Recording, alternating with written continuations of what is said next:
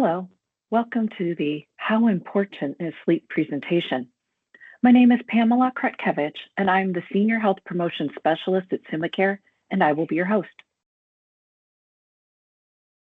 During this presentation, we will learn about the stages of sleep, what the body does during sleep, the effects of sleep deprivation, risks of sleep apnea, causes of sleep problems and tips to fix them, and the use of sleep aids. Here are the 8 dimensions of wellness. While all dimensions of wellness need our attention, there doesn't have to be balance among all dimensions at a given time. Instead, the goal is to find harmony with the dimensions that are most authentic for you in the moment. This presentation will focus on the physical domain by adopting healthy habits and avoiding or minimizing risky behaviors. Essential sleep is the time in which our bodies enter into rest and recovery mode so that our brain can recharge, our body works on repairs, and important hormones are released to prep us for the next day. Let's review the sleep recommendations listed. As you can see, most adults need at least 7 hours of sleep each night. We spend about a third of our lives sleeping, therefore sleep is quite valuable. Our biological clock is a natural timing device that regulates our circadian rhythms. Circadian rhythms are the physical, mental, and behavioral changes in the body that follow a 24-hour cycle, responding mainly to light and dark. This cycle can affect our eating habits, digestion, body temperature, release of hormones, and other vital functions. Not everyone's biological clock is wired the same way. For example, we all know people who function better in the morning and others who function more efficiently late into the evening. Some of this wiring difference may be inborn, and some of it may be programmed. We disrupt this pattern by shift work or when we stay up late and sleep in on the weekends. After changing sleep patterns on the weekend, we may find it difficult to get to sleep on Sunday night, and as a result, you may wake up feeling groggy on Monday. There are 2 important hormones that are released while we sleep. Melatonin is a hormone that increases relaxation and sleepiness. Human growth hormone is released by the brain into the bloodstream to help maintain healthy body tissue, promotes a healthy metabolism, enhances your physical performance, and may even help you live longer.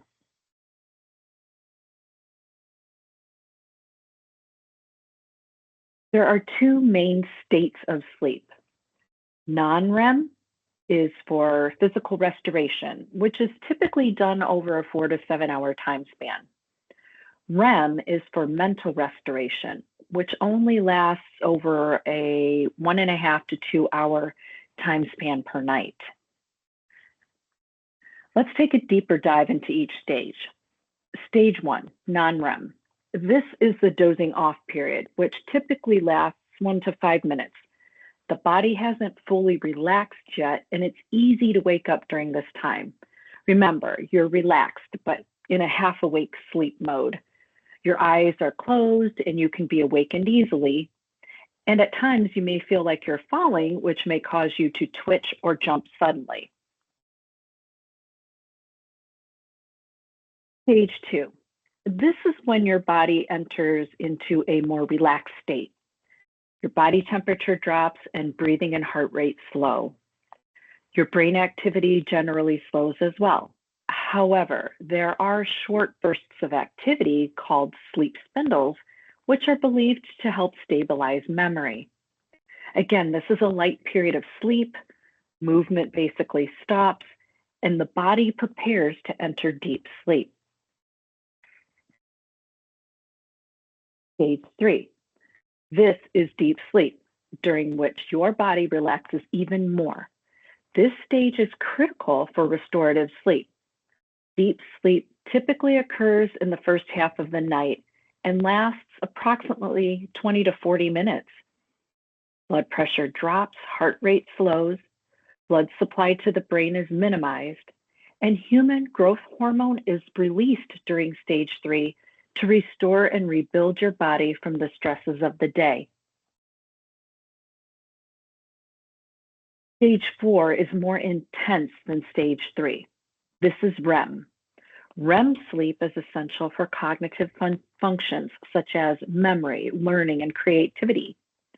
Your brain will file ideas and thoughts into memories. Creativity and novel ideas flourish during this time. Insufficient REM sleep may impair memory and the ability to learn new skills. Vivid dreams may occur during REM sleep. And generally, a person enters a REM sleep stage after they've been asleep for about 90 minutes and will reoccur in regular intervals every 90 to 120 minutes. The REM stage makes up about 25% of sleep in adults. REM sleep accounts for 20% of sleep for memory storage, and 80% of non-REM sleep is reserved for basic physical repair. Both the brain and the body go through a series of changes that are particular to REM sleep, and some of these changes include faster heartbeat, higher levels of blood pressure, irregular, shallow, and fast breathing, fluctuations in body temperature, brain activity resembling waking states, and increased uptake oxygen in the brain. In addition, the body may experience rapid ballistic eye movements, twitching limbs and facial muscles, and temporary muscle paralysis. The exact cause for the lack of REM sleep is not yet well understood, but it can be influenced by a number of different factors, such as older age, being of female gender, dementia, stroke, brain tumors, and possibly the use of antidepressants. Let's review the positive benefits of sleep. First, greater long-term memory. When you are awake, your mind captures small snapshots of your everyday life experiences. This includes everything you read, hear, or say during the day. Then as you sleep, the brain replays these events, just like videos, building new connections to transform the experiences into long-term memories that you will remember weeks and weeks later. Next, enhanced productivity. Sleep triggers changes in the brain that solidify memories. Scientists believe that while we sleep, our memories and skills shift to more efficient and permanent brain regions, enhancing our proficiency the next day. Research also indicates that when people learn or study before going to sleep, they are better able to remember information in the long term. Next, healthy weight. Science has proven that those who have deep, restful sleep are more likely to be in shape and stick to healthy eating habits. Dieters who get less sleep time tend to feel hungrier.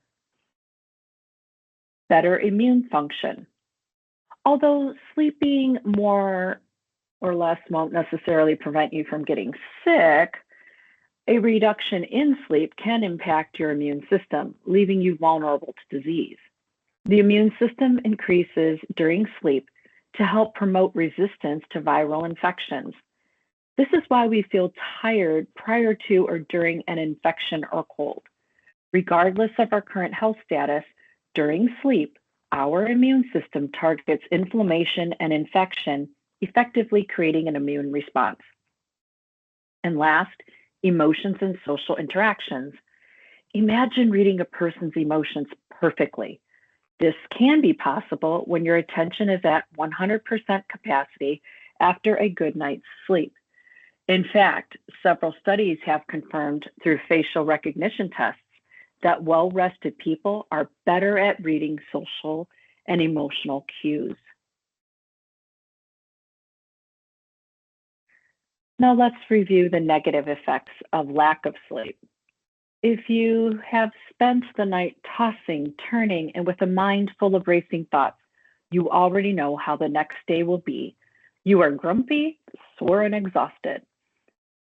Other typical short-term effects of sleep deprivation include excessive sleepiness, yawning, and daytime fatigue.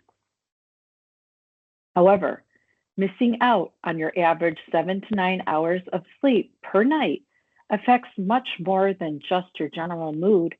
Not only does it drain your mental abilities, but it also puts your physical health at risk.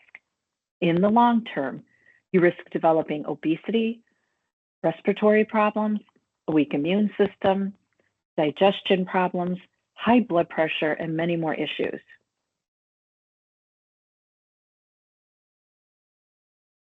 As we just reviewed, sleep deprivation impacts our body negatively, and the long-term effects of sleep deprivation are quite real. It drains your mental abilities and again, puts your physical health at risk. First, your central nervous system is the main information highway of your body. Sleep is necessary to keep it functioning properly, but continued lack of sleep can disrupt how your body sends and processes information. Delays may decrease your coordination and increase your risk for accidents. You may find it more difficult to concentrate or learn new things. Sleep deprivation affects your mental abilities and emotional state. You may feel more impatient or prone to mood changes. It can also compromise decision-making processes and creativity. You may also end up experiencing microsleep during the day. During these episodes, you'll fall asleep for a few to several seconds without even realizing it. Microsleep is out of your control and can be extremely dangerous, especially if you are driving or operating heavy machinery. Next, your immune system produces protective infection-fighting antibodies while you sleep. These antibodies combat foreign invaders such as bacteria and viruses. Sleep deprivation prevents your immune system from building up these antibodies. If you don't get enough sleep, your body may not be able to fend off those invaders, and it may also take you longer to recover from an illness. Next, the respiratory system may be negatively impacted by a nighttime breathing disorder called obstructive sleep apnea, which interrupts your sleep and lowers sleep quality. As you wake up throughout the night, this can cause sleep deprivation, which leaves you more vulnerable to respiratory infections like the common cold and flu, or worsen existing respiratory issues such as chronic lung disease. Sleep plays a vital role in your body's ability to heal and repair the blood vessels and heart. People who don't sleep enough are more likely to get cardiovascular disease, which may increase the risk of heart attack and stroke. The digestive system may be impacted too. There are two hormones which control feelings of hunger and fullness.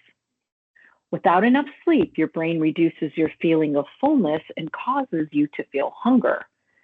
The flux of these hormones could explain nighttime snacking or why someone may overeat later in the evening. A lack of sleep can also make you feel too tired to exercise, and over time, reduced physical activity can cause you to gain weight because you're not burning enough calories by not building muscle mass.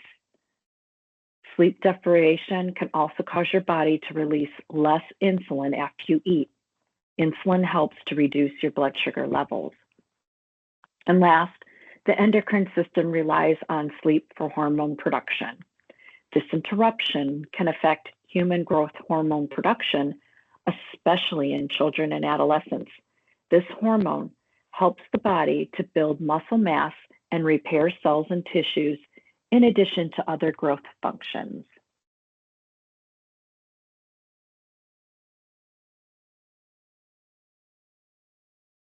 We have all experienced driver fatigue.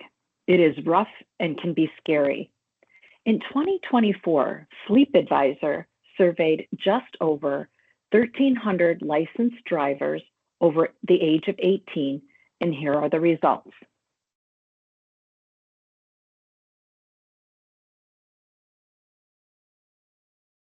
.7% of respondents zone out while driving.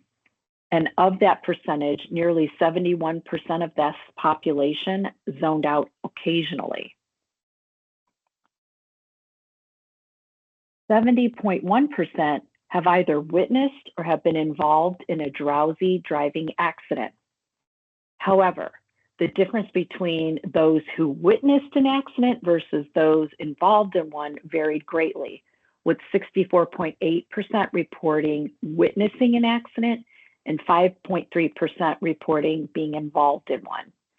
The majority of accidents reported occurred between 8 p.m. and 7:59 a.m., with 28.4% occurring between midnight and 3:59 a.m.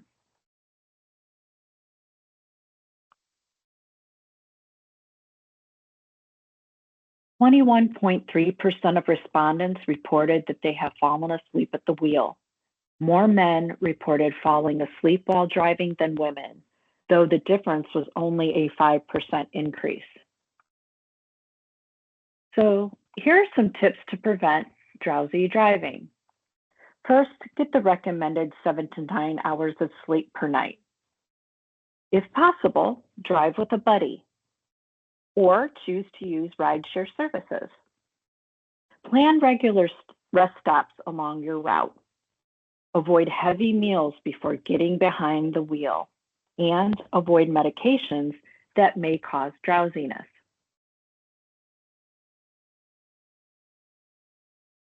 Let's learn the warning signs of drowsy driving.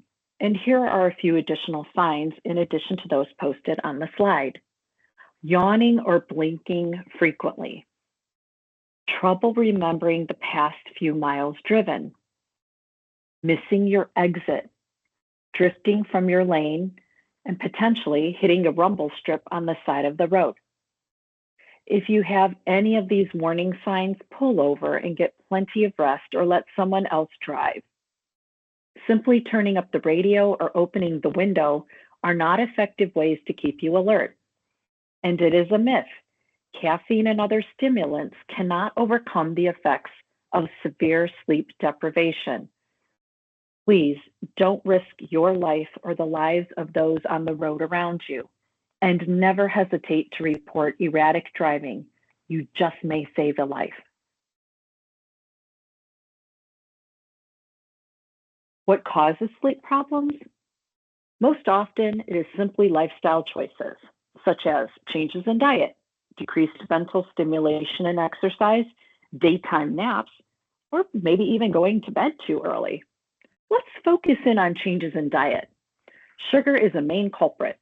High blood sugar inhibits your human growth hormone production, so you should avoid foods high in sugar generally, but especially before bed if you want to avoid inhibiting your natural human growth hormone production during sleep.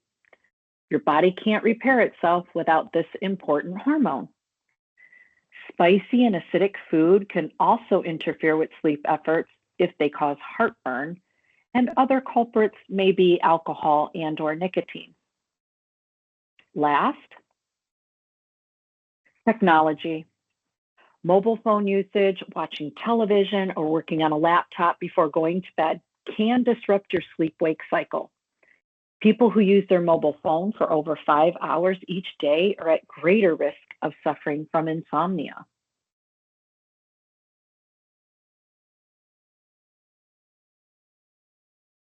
So what is the definition of insomnia? Basically, it's difficulty falling or staying asleep. It can be caused by stress, anxiety, medical problems, a poor sleep environment, a noisy or restless partner, and schedule changes, just to name a few. It can also be the distress over the inability to fall asleep, which is also leading to insomnia. In addition, age, genetics, gender, occupation, stress in your diet and lifestyle can all be potential causes of insomnia, and in many cases, multiple factors may be at play. For example, 35% of people suffering from insomnia report a family history of the condition. Being overactive before bed, either physically or mentally, can play havoc with falling asleep or staying asleep. Insomnia is the most common sleep disorder, with between 50 to 70 million Americans affected each year.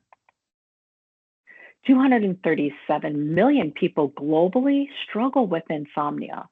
Nearly half of the population in the US experience insomnia symptoms at some point. 10% of those impacted by insomnia go on to develop long-term chronic insomnia. Women are 40% more likely to have insomnia than men.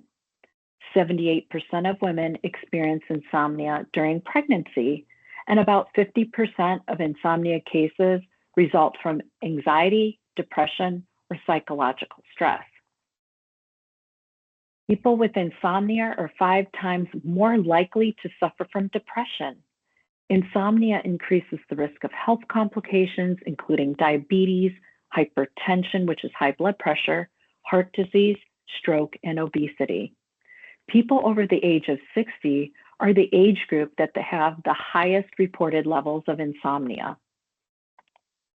And the US economy loses $63 billion each year from reduced productivity related to insomnia. Insomnia healthcare costs equate to more than $100 billion per year. Employers spend roughly $3,200 more on employee healthcare costs for workers who suffer from insomnia. The average person with insomnia spends just over $5,000 annually treating the condition. Around 1.2 million working days are lost because of insufficient sleep in the United States. And the US insomnia market was valued at $4.82 billion in 2020, with the total revenue expected to grow by 4.2% through 2021 through 2027, reaching nearly $6.43 billion.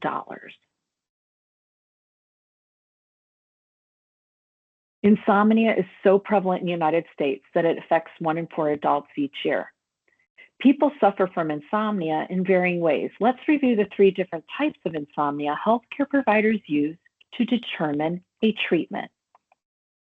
Transient insomnia is temporary, lasting less than 1 week. Occasional symptoms of insomnia occur in approximately 33 to 50% of the adult population. Acute or short-term insomnia lasts less than 3 months and is likely caused by a stressful life event that, when resolved, relieves the condition. 30% of Americans affected by insomnia have an acute or short-term insomnia disorder. And last, chronic insomnia is a long-term condition characterized by trouble falling asleep or staying asleep at least 3 nights per week for 3 months or longer.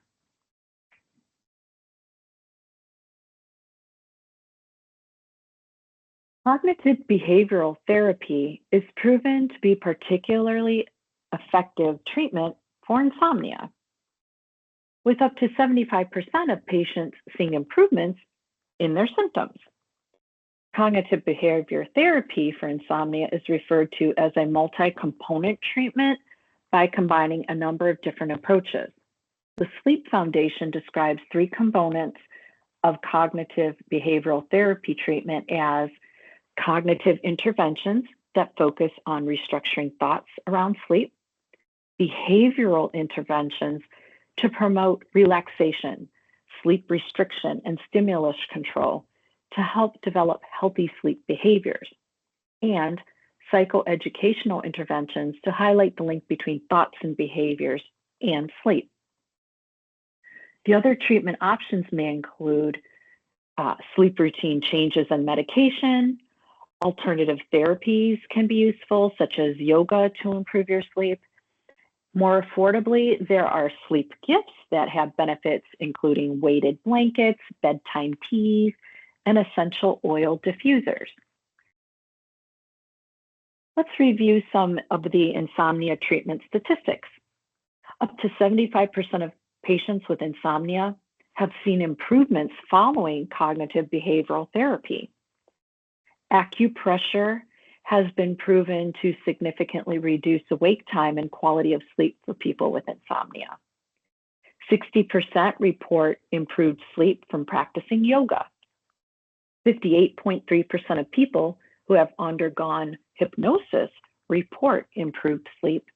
And last, meditation can be a short-term solution for improving sleep problems.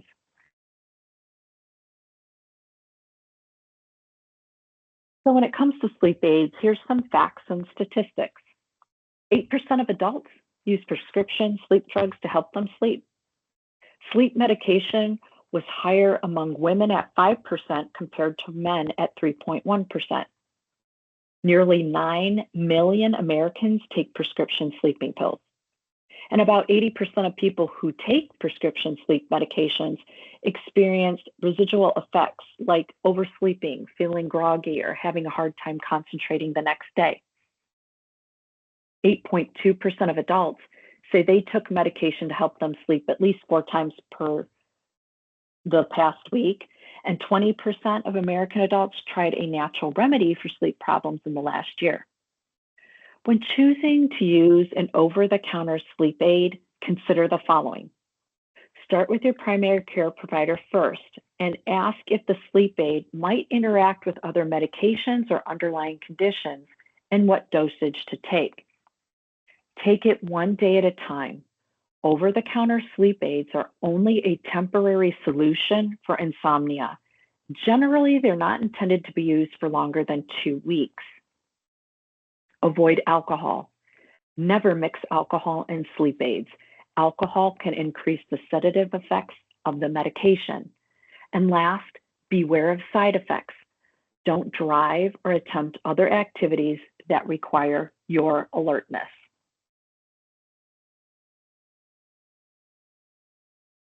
Sleep apnea is a very common sleep disorder. While snoring may be more than just an annoying habit, it may be a sign of sleep apnea. Snoring is the most common symptom reported in 94% of patients. There are 2 main types. Obstructive sleep apnea is when the upper airway becomes blocked during sleep, interfering with breathing. Central sleep apnea, which is quite rare, is when the brain fails to regulate breathing mechanisms, causing the lack of breathing while asleep, causing the pauses in airflow. Biological factors like age, gender, and weight influence the development of obstructive sleep apnea. The risk increases between ages 30 to 70, and men are 2 to 4 times more likely than women to have obstructive sleep apnea. Other factors that put you at higher risk include hypothyroidism, a family history of sleep apnea, menopause, heart or kidney failure, drinking alcohol, smoking, and potentially the anatomy of the face and neck, like having large tonsils, for instance. Those with sleep apnea may also experience excessive daytime sleepiness as their sleep is commonly interrupted and may not feel restorative. An estimated 10 million adults remain undiagnosed. Let's look a bit closer at obstructive sleep apnea. Persons with sleep apnea characteristically make periodic gasping or snorting noises during which their sleep is momentarily interrupted. What happens is that the airway muscles relax in the throat. The person will arouse and awaken just enough to either cough or gulp air. Most people have no idea they are experiencing these episodes throughout the night. If you are a spouse or significant other, this is scary to witness and should be addressed. Approximately 39 million US adults have obstructive sleep apnea, and 936 million adults around the world are estimated to have mild to severe obstructive sleep apnea. To be diagnosed, you will need to undergo a sleep study. They can be done in a sleep clinic or at home. During the overnight study, you wear sensors that monitor your heart rate, breathing rate, blood oxygen levels, and brain waves while sleeping.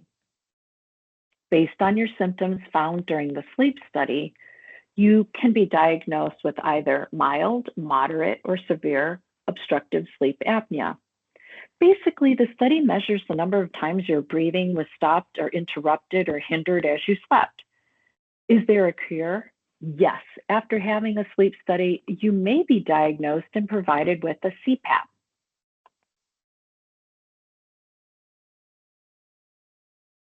A continuous positive airway pressure, or CPAP machine, is the most common treatment for sleep apnea disorders.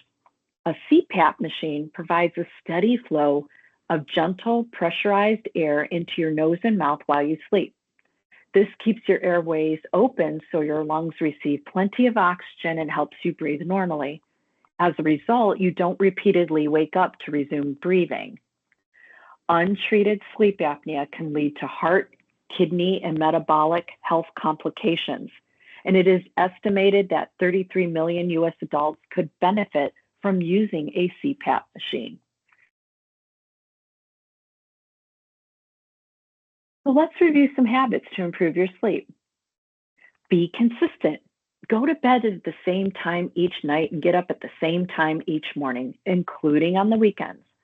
Don't go to bed unless you are sleepy. If you don't fall asleep after 20 minutes, get out of bed and do something until you feel sleepy. Establish a relaxing bedtime routine, which may include reading, stretching, or meditating. Avoid consuming caffeine, sugary drinks, alcohol, or nicotine before bedtime. And make your bedroom relaxing. Think of cool temperature, good air quality, and low humidity. Work to reduce both noise and exposure to bright light as needed.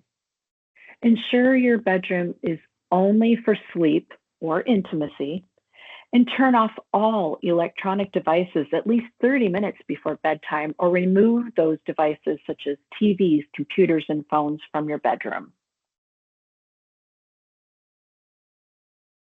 Get some exercise. Being physically active during the day can help you fall asleep more easily at night. Avoid large meals and drinks before bedtime. If you're hungry, eat a light, healthy snack, predominantly of protein. Also remember to be smart about napping during the day, and consider your bed partner. They may be keeping you awake. Forward, backward, the never-ending cycle of time change. Here are some extra tips for daylight savings time or shift changes in addition to those listed on the screen. You should always try to plan ahead at least a week to 3 days prior to either the shift change or the time change. Negative effects caused by sleep changes can last anywhere from 5 to 7 days, which can cause fatigue, poor productivity, mood problems, and increased accident risk.